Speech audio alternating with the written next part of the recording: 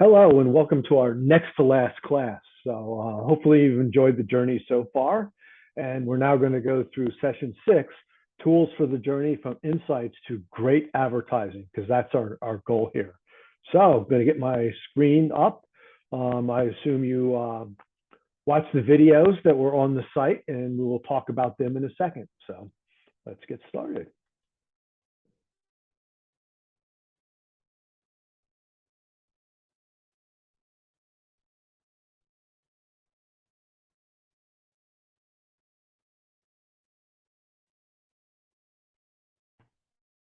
So tools for journey from insights to great ads.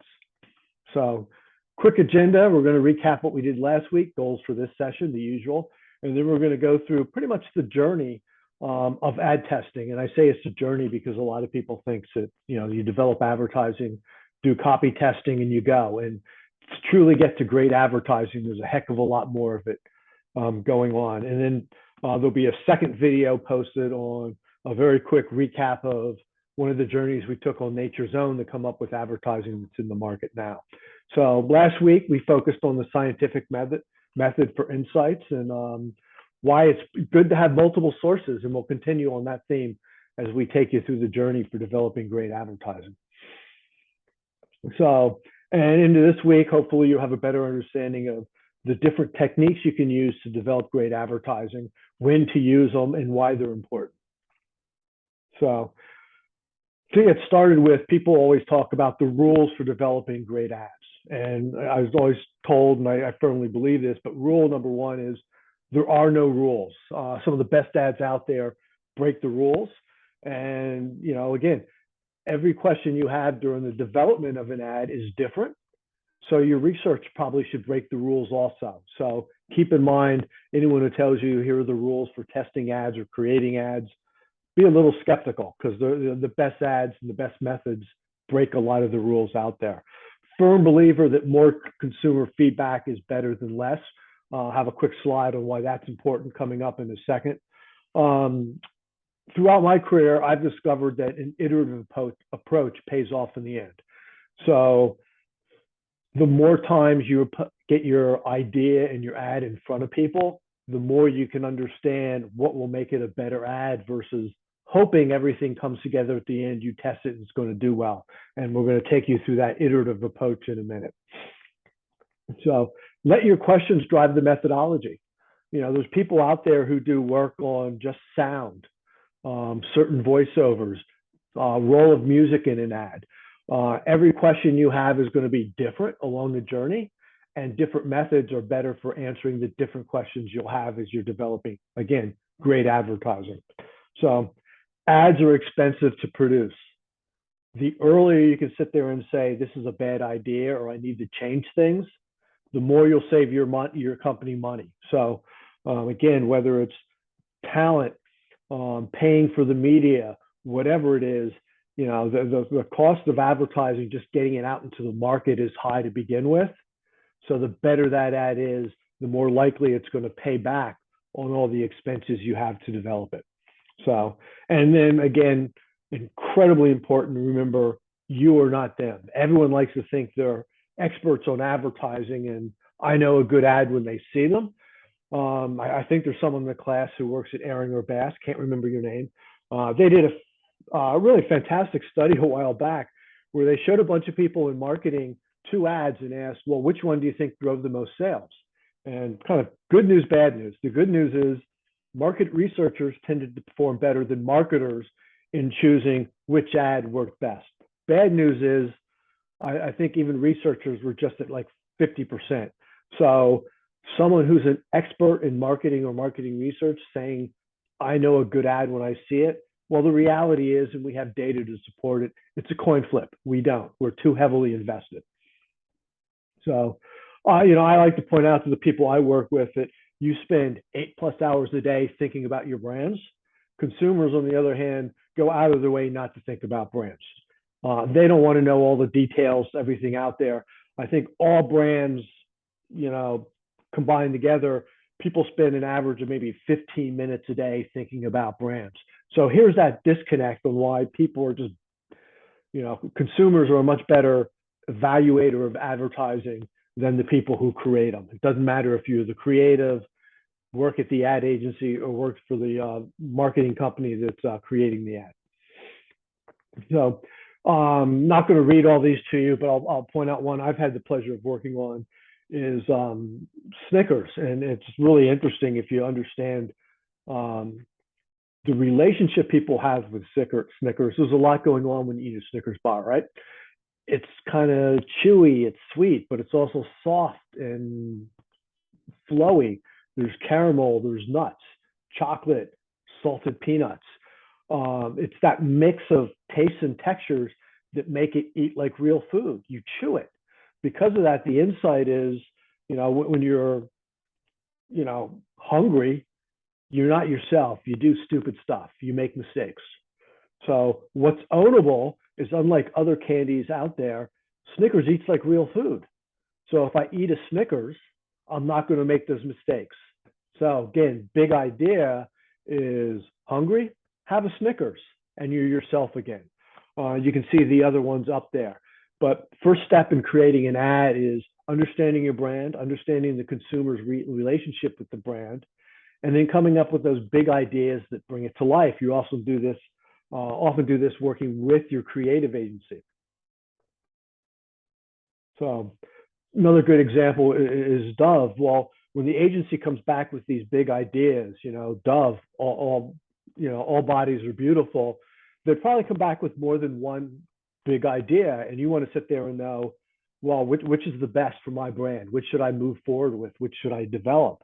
Well, what you'll do is you'll develop something like that or a storyboard, bringing a couple ads to life that tells the story of the campaign. And then next step is, hey, let's take it out to consumers. Now, depending on where you are in the process, if you're at the point where you're starting over and you're looking for campaign ideas, these could be multiple campaigns, and you sit there and say, these campaigns aren't working. These are kind of working, but I need to change them. This seems to be good. If it's just different ads within a campaign, same thing. Some just will not resonate with consumers.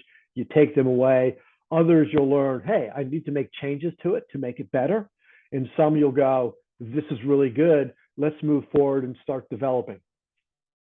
As I mentioned before, it's also expensive to develop an ad. So before I develop the ad, what I'm going to do is take the storyboard and I'm going to bring it to life with something that almost looks like a cartoon. We call it an animatic.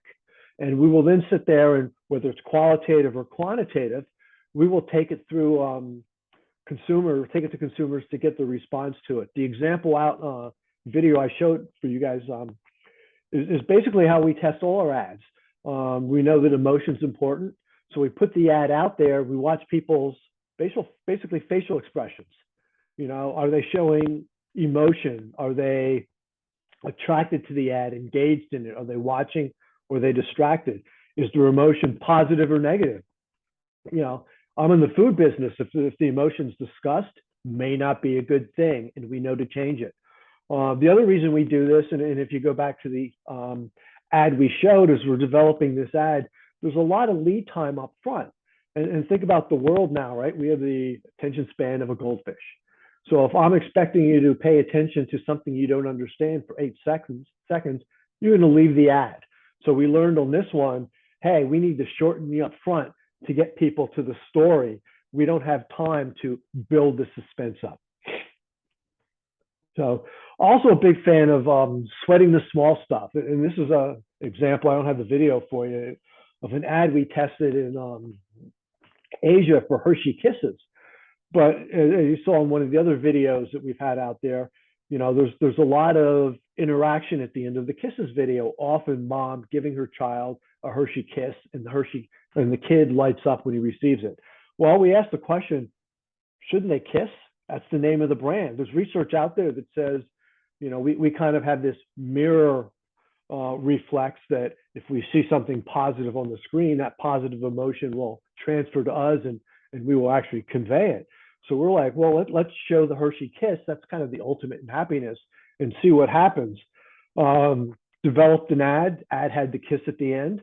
Unfortunately, if you saw the ad, there was literally a microsecond, wasn't even a full second, where it was 2 actresses. It wasn't a mother and a daughter. The older actress leans in.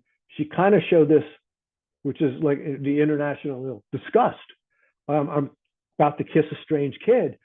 The audience actually caught onto that micro reflex, that image of disgust, and their interaction with the ad just dropped. It literally was less than half in a second. We had the same thing when we were working on Twizzlers, and you had a bunch of models eating Twizzlers, and they'd sit there, get the Twizzler close to their mouth, and they kind of make this negative expression because they're models, they're not used to eating candy. And consumers pick up on that little stuff. So another key thing is sweat the small stuff. We wouldn't have understood or found out about this issue if we hadn't tested our ad using EEG. It actually showed up with the brain kind of withdrawing from the ad as this microsecond turned out. If we just asked people, or if we just asked ourselves, what do you think of this ad? It probably would have done really well, but the subconscious picked up on the negative thing and really hurt the score. The other thing we do when we do copy testing is we look at all kinds of important metrics. Is the ad meaningful? Will it drive purchasing? Is it interesting? Is it different? If it's not different and it's only interesting, then you may just buy something that's similar to it. Awareness index. Can you recall what the brand was for? So branding is also very important. So even though we're testing through emotion, we ask a bunch of stated questions to ask purchase interest, meaningfulness. Is it different than other ads you've seen? This is an example from some deep Dave's Killer Bread ads. And then we benchmark it to make sure the ad is working across all kinds of metrics. So it's also important with what do people see when they're viewing your ad. So you can have a really engaging ad, but if they don't at the end of the ad know what brand it's for. So we a lot of times put our ads through eye tracking to see, do they actually notice our brand? And you can see this is that DKB brand. The branding is front and center. So it was a great branding device. Little things you quickly learn is people were hardwired to look at faces. So in the very beginning of the ad, the face is where all the images went. And then the other thing is, again, as marketers, we spend all day thinking about our brand. So I know the 10,000 things I want you to know about my brand. You put it on an ad, people see one. So is protein, fiber, whole grains, non-GMO, organic more important than omega-3s? Probably. But people only really saw one thing, the thing in the center of the package. So when we develop our next ad, we're going to simplify a lot of that and just take, the one or two important things. And when we show our package, make sure those are visible in the package and not everything that we have. So, and again, everyone talks about how important emotion is in storytelling. You can see here, it's been proven out that ads that are emotive, that generate a response, they're the most impactful in market. And the reason for that is, if you think about it, you remember those things in your life that, made you react, that were emotional to you. Advertising is no different. Those things that you encode in memory are the ones that really have an impact on you. And that impact usually is driven by emotion. So hard to see it. You saw the ad for this on the video, but the blue line is the emotional trace of how the consumer is feeling. So I've now taken what people are seeing, and I can sit there and also overlay the emotional response to the ad to get a feel, is the ad working or not? Using facial coding, EEG, methods like that, I can actually do it in real time, second by second, what works, what doesn't work. So I can go back to my agency early in the process and say, we need to change this, or this is working, maybe you move it up. Like the prior example, I was losing people, it was too long in the beginning, cut that down. But we're able to bring it all together and, hey, what are you seeing and what am the response am I getting based on what you're seeing? So, and at the end of the time, the ad goes out there. I know should have been a good ad, but I still want to make sure, hey, am I driving sales? Here at Flowers, we do marketing mix modeling. And what that does is basically it takes a decomposition of everything that can drive your business. Right now, I'm in South Georgia. We're talking a lot about hurricanes. Hurricanes affect our business. Some places won't sell bread for a week because it'll be disrupted. Other places will have a huge surge in sales of bread because people stock up water, bread, milk, staples. But we look at everything that can affect our sales, from weather to competition, distribution, to the advertising. And then we can sit there and say how much of the growth and or loss was contributed by advertising. We know the cost of the ad, cost to develop it, cost of media. So I can now put both a lift and a return on investment. For every dollar I spend in advertising, for us, it gives us about 65 cents back. And that's just short term. I know over long term, that's probably double. So every dollar I spend in advertising has a $1.30 impact on my business going forward. So, and then the other thing we do is track from more of a qualitative perspective or survey perspective, is brand equity. So is my awareness going up? Is expected usage or consideration going up? And then the key attributes and elements that drive brand equity, how you think about the brand, is that changing? Are those key brand elements for Nature's Own? I feel good giving to my family. Is that going up for Dave's Killer Bread? Is it nutritious? Is it healthier than other alternatives? Is it different than other breads? Are those attributes growing up? Those all combined are kind of what we call our brand equity measures that we track to make sure we're including or we're increasing our brand equity over time. Because much like investing in the stock market, it compounds. So the more sales growth I have from advertising, more equity, it'll even have twice as much impact next year than it did this year. So, and can't emphasize enough, no matter how much research you do, sometimes you're going to fail. Example from my life at Hershey, we launched a new product, tasted phenomenal, Hershey with caramels. Came in both milk and dark chocolate. Product was great. Idea tested phenomenally well. We sent out this great ad. People loved it. There was only one problem. It played up the caramel and showed the stretch of the caramel when people broke the ad in half. Unfortunately, we forgot that kind of Milky Way and Snickers owns that. So while people loved the ad, while the concept scored really well, while the product was phenomenal, people saw our ad, despite that huge Hershey right in the middle of that visual, they went out and actually bought more Snickers and Milky Way instead of Hershey. So it was discontinued after about a year. And unfortunately, our competitors saw a nice bump. And the other great example of you can do everything right and things can still go wrong. One of the learnings out there is, again, people multitask when they're watching television. So how do you get people to focus on the main screen?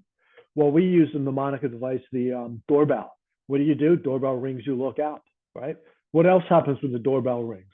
Well, if you have animals or pets, that the dog starts barking and it's really annoying. And we got flooded with people complaining about, you're making my dog go crazy. So ad tested off the charts really well, great ad.